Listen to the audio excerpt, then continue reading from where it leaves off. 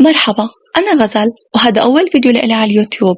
رح أبدأ معاكم ملخص لأروع وأقرب الأفلام لقلبي، متأكدة رح ينال إعجابكم. إيه صح، بما أنه هذا أول فيديو لإلي رح يكون في شوية أغلاط وهيك. وهلأ بيبدأ فيلمنا ببطلنا أولد مان، رجال أنيق وغني، يعني شوغر دادي، بس بيكون وحيد كتير وعنده هوس بالنظافة.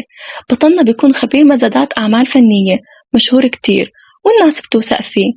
في المشهد الثاني بيجي اتصال من كلير وبتترجاه انه ما يقفل السماعة وانه يسمعها للأخير، وبتطلب منه انه يزور القصر لحتى يقيم اللوحات الفنية والتحف الأثرية.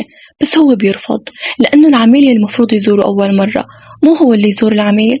بس هي بتحكي له انه عندها ظرف خاص، ووالدها قبل ما يتوفى بيحكي لها انها توثق في أولد مان وبس. بننتقل لمزاد لمجموعات لوحات فنية اسمها العطش، وبترسل لوحة على رجال اسمه بيلي. بنكتشف انه صديق اولد مان، وبخطعة بسيطة بيقدروا انهم ياخدوا هاي اللوحة بسعر رخيص مع انه سعرها بيسوى الملايين. عنده هوس في تجميع اللوحات اللي بتحتوي على صور نساء.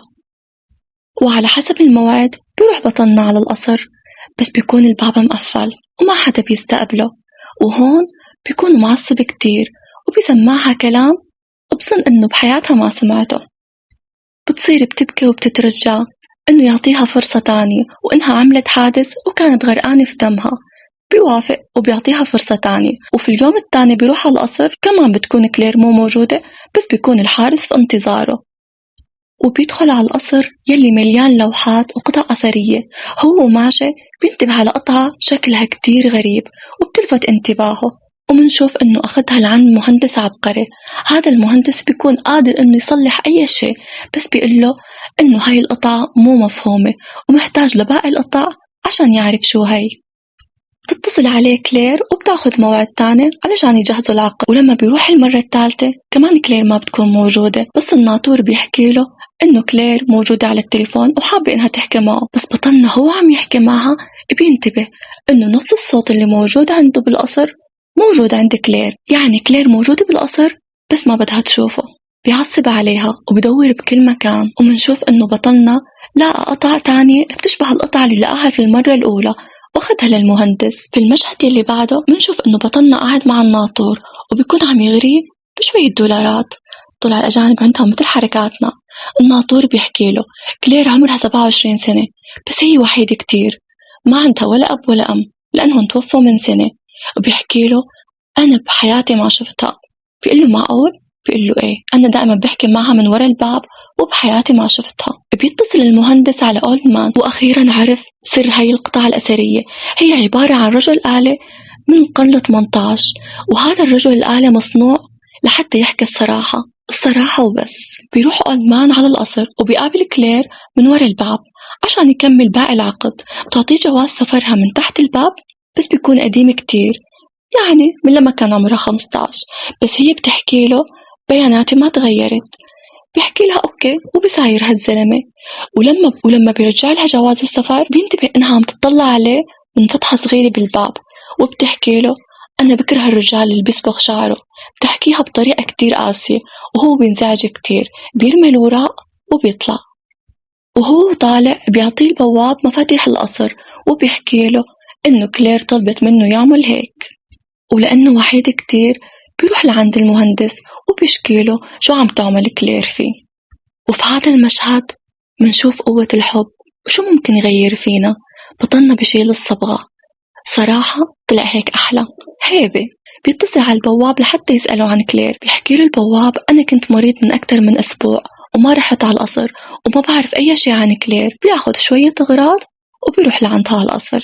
وهو ماشي بينتبه إنه في دم على الأرض. بيروح على باب غرفة كلير وبيقعد بيدق على الباب وبيترجاها إنها تطلع، وهي بتحكي له أنا مو محتاجة حدا، اطلع من هون. وهو بيكون عم يصرخ وبيحكي لها إنها لازم تروح على المشفى، بس هي بتكون عنيدة كتير وبترفض. المعجزة الثاني وأخيرا اقتنع أنه يشيل الموبايل، وبيطلب من المهندس أنه يعلمه عليه لأنه بحياته ما استخدم الموبايل عشان يطمن عن البنت اللي خطفت قلبه. وصار يحكي معها بالساعات ويقرب منها أكتر وأكتر، شو بتحب شو بتكره وهيك. حركات مراهقين. وفي يوم من الأيام هو وعندها بيعمل حاله طالع من الباب، بس بيكون تخبى ورا التمثال فضول عشان يشوف البنت يلي عم يحكي معها، وبعد ما يشوفها بيرن عليها، ولما بتروح لحتى ترد بيهرب بسرعة. وفي اليوم الثاني بيحاول إنه يفتح باب القصر بس ما بيفتح معه، بينطر في الكافيه اللي مقابل القصر لحتى يجي البواب ويفتح له. بيدخل وبيحكي مع كلير بنشافة، وبتحكي له إنها متعودة تغير مفاتيح القصر كل 6 شهور، وبتحكي له إن المفاتيح موجودين على الطاولة وبتطلب منه إنه ياخدهم. ومننتقل لعند رفيقه بيلي. بيلي بيكون فنان موهوب كتير، بس أولد مان بضل بيحطم منه وبيقول له إنه أنت ما عندك موهبة، مو أي حدا مسك الريشة صار فنان. وقبل عيد ميلادها بيومين بيكون قاعد عم يحكي معها من ورا الباب، وبيسألها شو أكتر مكان حلمك إنك تروح عليه؟ تحكي له إنه لما كان عمرها 14 سنة كان في رحلة مدرسية وأخدوها على مطعم نايت أند داي.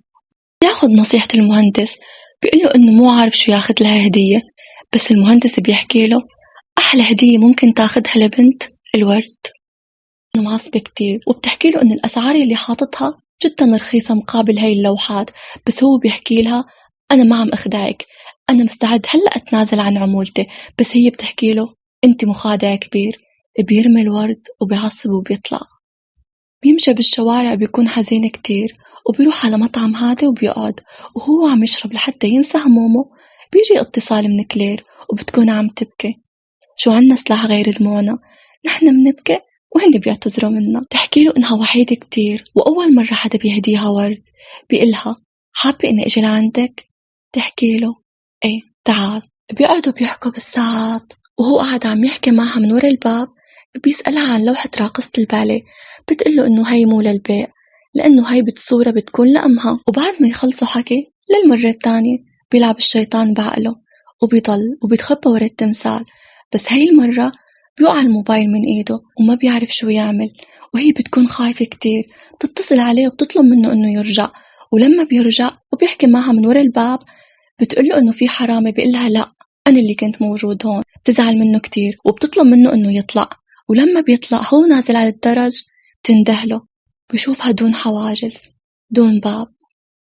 بيكون أسعد إنسان في الدنيا، بصير يهتم فيها وبيجيب لها كل شي لعندها، كل شي ممكن يخليها ترجع إنسانة طبيعية، بس هالشي على حساب شغله لأنه بصير يهمل شغله كتير.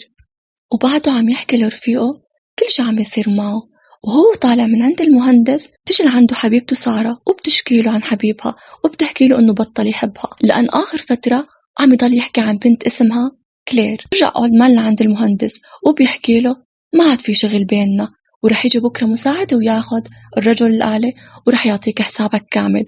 وهون بتكون كلير صارت توثق في أولد مان كتير، وبتدخله على غرفتها الخاصة. ولما بيدخل على غرفتها بيشوف جزء كتير كبير من الرجل الآلي، والهوس بيخليه إنه يرجع لعند المهندس ويطلب منه تصليح الرجل الآلي.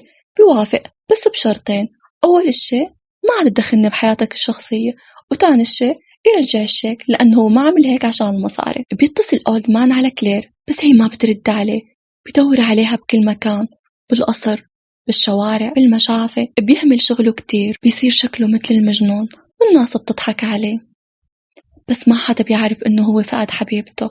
وبيوم من الأيام بيتصل عليه المهندس وبيقول له أنت تفقدت كل مكان بالقصر، يمكن يكون في مكان سري. وبالطابق العلوي بيلاقي كلير شكلها تعبان كتير، بيحضنها وبيضل جنبها طول اليوم. وهو رايح لعند كلير بالليل بيهجموا عليه حرامية، بيضربوه كتير وبياخدوا منه كل شي معه. بيحاول إنه يتصل على كلير بس هو مو قادر يحكي، وبتنتبه عليه من الشباك إنه واقع على الأرض وكله دم. ومنشوف كيف الحب خلاها تكون إنسانة قوية بتتغلب على مخاوفها وعلى المرض يلي كان متمكن منها كل هاي السنين. بتطلع لعند حبيبها وبتحاول إنها تساعده، وبتتصل على الإسعاف وبتاخده على المشفى. وهو على السرير بيكون مبسوط كتير مع إنه عم يتوجع. وأخيرا حبيبته خلصت من كل مخاوفها وقدرت إنها تطلع. وأول ما يطلع من المشفى بيطلب من حبيبته كلير إنها تعيش معه بالبيت، وبياخدها على أكتر مكان هو بيحبه. بتطلع هيك على اللوحات وبتكون مبهورة كتير من جمال هاي اللوحات. بيحكي لها أنا كنت حب كل هاي البنات اللي باللوحات وهني كمان كانوا يحبوني، بس هلأ أنا بحبك أنت وبس. وهي بتحضنه وبتعترف له إنها بتحبه وبتحكي له لو شو ما صار اتذكر أنا بحبك. بيعرف كلير على المهندس وعلى حبيبته سارة وبيطلعوا سوا، وفي يوم من الأيام هن بالمطعم بيحكي لها إنه هذا المزاد رح يكون آخر مزاد لإله ورح يعيش عشانها وبس. هي بتنبسط كتير وبيحتفلوا، وفي آخر مزاد لإله الناس بتسقف له وبتشكره وبيودع شريك حياته. بيترك كل شي وراه وبيرجع بسرعة لعند حبيبته كلير وبيدور عليها بكل مكان، بس الطباخ بيحكي له إنها طلعت مع المهندس وسارة كالعادة. بيشوف لوحة راقصة الباليه وبياخدها علشان يضمها لباقي اللوحات، ولما بيدخل بتكون الصدمة، كل شي اختفى. اللوحات اللي كانت موجودة كلها اختفت، الغرفة فاضية، وبيكون بالزاوية موجود الرجل الأعلى وبيكون عم يحكي جملة واحدة وبس. جوات كل شي مزور، في شي حقيقي، أقسم لك رح أشتاق لك سيد أولدمان. بصيبه انهيار عصبي وبيدخل على مصحة عشان يتعالج، وأول ما يطلع بيروح على القصر بس بيكون الباب مقفل، وبيروح على الكافيه اللي مقابل القصر وبيسأل حدا بيعرف سكان القصر. بيقول له الرجال اسأل هديك البنت، هي بتعرف كل شي وبتراقب كل شي. وبيقول بصوت عالي كلير ساعدي هذا الرجال، ولما بيسمع اسم كلير بينصدم، بس لما بيقرب لعندها وبتحكي له بيفهم كل شي. بتحكي له انت جيت لهون 9 مرات وهي العاشرة، وبيسألها عن كلير بتقول له بنت شاحبة وشعرها أشقر متوسط الطول. بيحكي لها ايه، بتحكي له 237 مرة خلال سنة ونص. بينصدم، يعني ما كانت مريضة، كان فيها تطلع وتدخل. تحكي له أنا بالعادة بأجر القصر للعالم اللي بتشتغل في السينما. إجا عندي مهندس عبقري وركب لي مصعد وطلب مني إنه يستأجر القصر، وأنا أجرته إياه، والقصر هلأ فاضي، لو بدك تستأجره نكتب عقد. استأجروا القصر وأخدوا اسم البنت وأخدوا هاي الشخصية الخيالية لحتى يقدروا إنهم يخدعوه. رجع على المصح عشان يكفي علاج ويقدر يعيد كل حساباته ويفكر بكل التفاصيل. مو بس كلير والمهندس يلي خانوا، حتى شريكه طلع هو يلي رسم لوحة راقصة الباليه، لأن لما وقعت بالغرفة كان مكتوب عليها مع تحياتي بيلي. بعد ما يطلع من المصح بيوقف قدام مركز شرطة بس ما بيدخل. أنا ما بعرف ليش ما دخل وما بعرف ليش ما بلغ عنهم وليه ما اشتكى عليهم. بس بالمشهد الأخير فهمت. بالمشهد الأخير بيروح على المطعم اللي حكيت له عنه كلير، مع أنه حتى هاي القصة ممكن تكون كذب، بس هو راح على أمل. بيجي لعنده الجرسون وبيسأل، بيحكي له أنا ناطر حدا، بس يجي رح أطلب، وبيضل بيراقب الباب على أمل يا ترى شو أصعب، الخيانة ولا الفراغ يلي منعيشه بعد ما الناس اللي حبيناهم تخلوا عنا. وهيك بيكون خلص فيلمنا. بتمنى أنه يكون نال إعجابكم.